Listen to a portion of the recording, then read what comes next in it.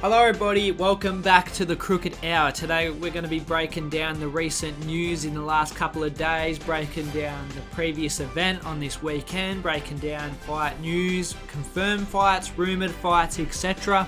And then we're going to be having a little channel update talk at the end of this video, so stick around if you want to see what I'm going to be doing with this channel. But trying something new. So there's been a big fight added in Boston. This news just came out. Henry Cejudo versus Cejudo and Vera.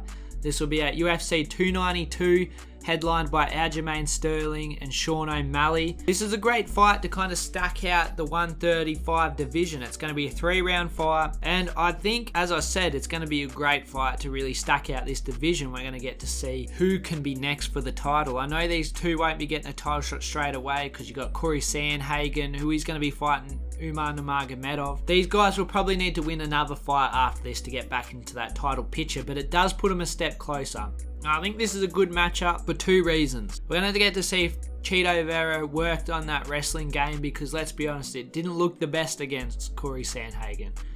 But we're also going to see if Henry Cejudo can avoid getting cracked by Cejudo and Vera. Cejudo and Vera's got a thing for cracking legends, putting legends to sleep. We're going to see if Henry Cejudo can use his grappling to deter that. It's only a 3-round fight. I'd probably hedge Henry Cejudo at the moment, but I do want Cejudo and Vera to win. It gives us another fight to look forward to on that card. Next up, taking a look back at last weekend's event between Jared Cannonier and Marvin Vettori, the fight night. Jared Cannonier set a new middleweight significant strike record at 241 punches against Marvin Vettori. Some people are saying he's on EPO. I mean, the man's 39 and he's setting strike records. He looked better than he ever has. Maybe it was because of the opponent. Marvin Vettori can be very hittable, but Jared Cannonier did not slow down this entire fight. Some people are saying EPO. I'm not saying that, but some people are saying that. But my real question is, what is Marvin Vettori's chin made out of? Like, this is what he was looking like after the fight. He ate so many big punches. His chin's made out of titanium, vibranium, something that needs to be studied and known to man. This guy needs to be put in a lab and needs to be used in Black Panther movies. They need to just use his chin, because this chin, out of this world. But a great performance from Jared Cannonier puts him one step closer to a title shot. I think one more fight and he'd be there. Great performance by him. Looking further down the card to the co-main event, we had Arman Tsarukyan, who had a dominant win over Joaquin Silva, but he did get dropped in round 2. A lot of the media is saying, Arman Tsarukyan got dropped, and that's very concerning. But he did dominate the rest of the fight. Let's not ignore the fact. But also the fact is, he probably shouldn't be getting dropped by a guy like Joaquin Silva. So it's like a two-sided coin. One side's great because he dominated the fight, got the 3rd round finish. If that one moment didn't happen, this chat would not be happening. But the fact is that it did happen. What happens when he fights a Michael Chandler or a Justin Gaethje? If he gets hit with a shot like that and crack like that, I can't say he's not going to not get knocked out. But anyway, it was a great fight, great performance by Arman Tsarukyan, but he just has to be careful of not getting cracked.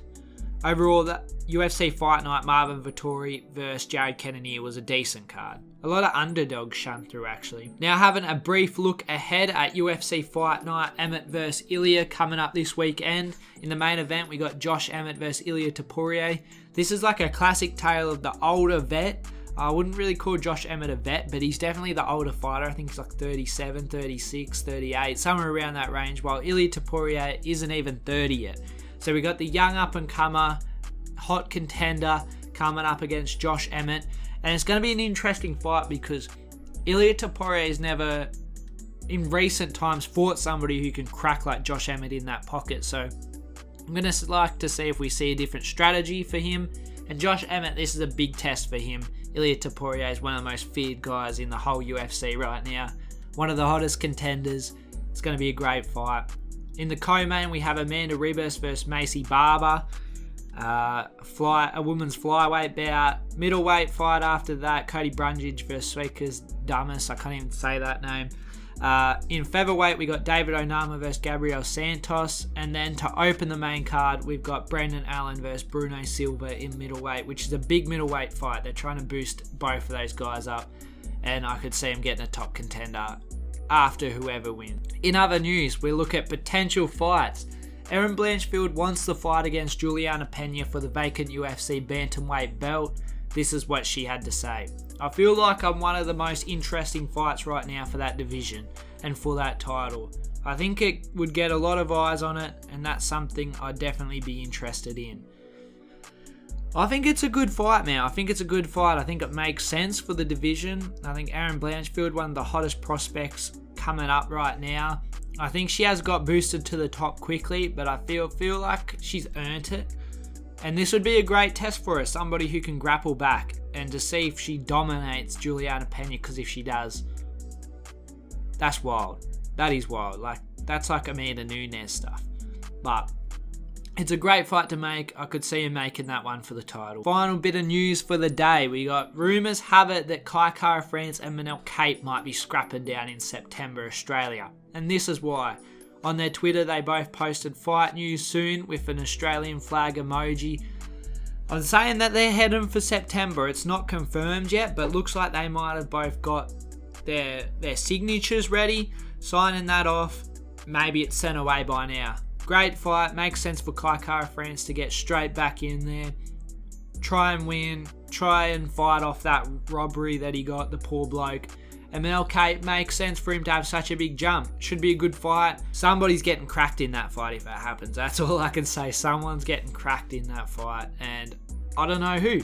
And last bit of news, just wanted to sit here and say channel update. So this is my new format of videos that I'm going to be primarily doing. I'm still going to be doing the picks, but I don't think I'm going to be doing opinion-based videos. I'm kind of going to say my opinions in these news videos. Like, they're not just unbiased news. I'm going to be sort of giving my opinion in them.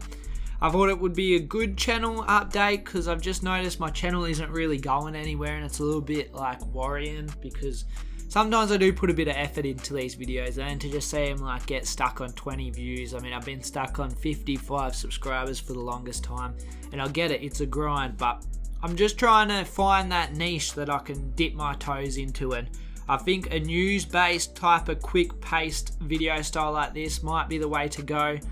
This is a lot shorter than the ones I'm going to be doing, but I just thought it was a good idea to rip the band-aid off, get to it.